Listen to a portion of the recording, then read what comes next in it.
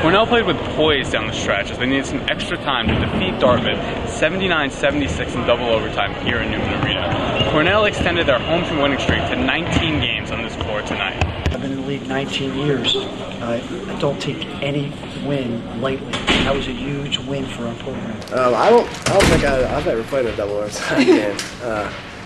But, you know, it's just another 5 minutes is all I can look at it, and it's 0-0. This is 5 minutes of college basketball. Yeah, we didn't want that. We get to play 5 more minutes. Look at this crowd. Look at this opportunity. It's a hard-fought game. And I take that opportunity to go out and play your best. They did for the most part. Well, that's, you know, definitely what we expect in the Ivy League. You know, we play 2 games every weekend. Especially, you know, the way teams are winning and losing this year, can't take anybody for granted. I just thought it was a well-played game. And that being said, we're going to work hard as heck over the next 3 weeks to get better, because the team that's going to get better in this league by the end of the year is probably going to win.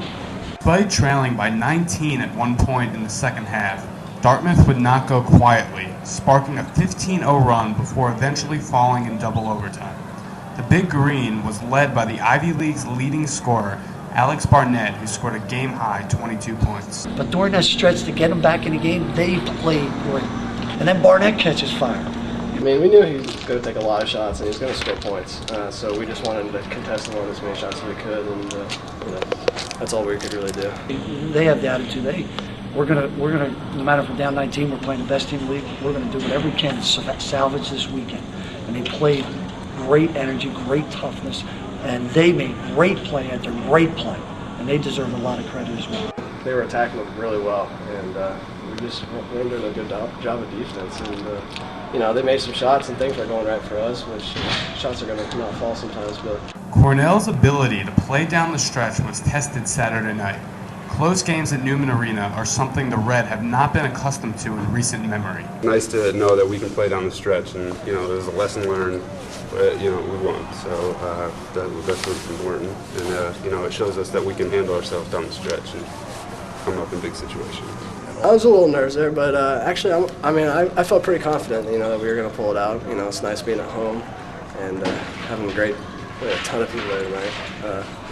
But I mean, you know, we got a veteran group, a lot of juniors and seniors on our team, and you know, I think we've been there before. Cornell almost took the game in the first overtime, being on the right end of a broken play with time winding down. However, Dartmouth was able to bounce back with a bucket of their own, sending the game into double overtime. There's a broken play. Supposed to go in the foot, and he's supposed to find Lewis, and we had a play set up. Well, you know, the ball wasn't even supposed to come to me, which is the weird thing. But I saw my guy just completely leave me. So I went to Reeves, I caught the ball, and then I saw Jeff's guy come up to me, and he started cutting, and I knew nobody was back there.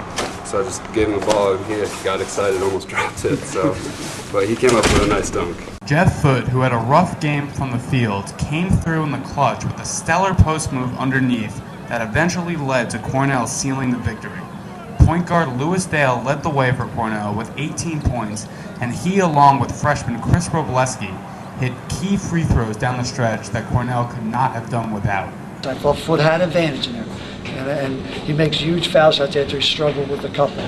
But I still thought it was the right sense to get them down there. They weren't helping out. They're letting them go one-on-one. And to his credit, he came up with 2 big plays. You know, it was a frustrating game. I didn't shoot very well from the field. And, you know, I had that move all night, and I think I got 2 travels on it.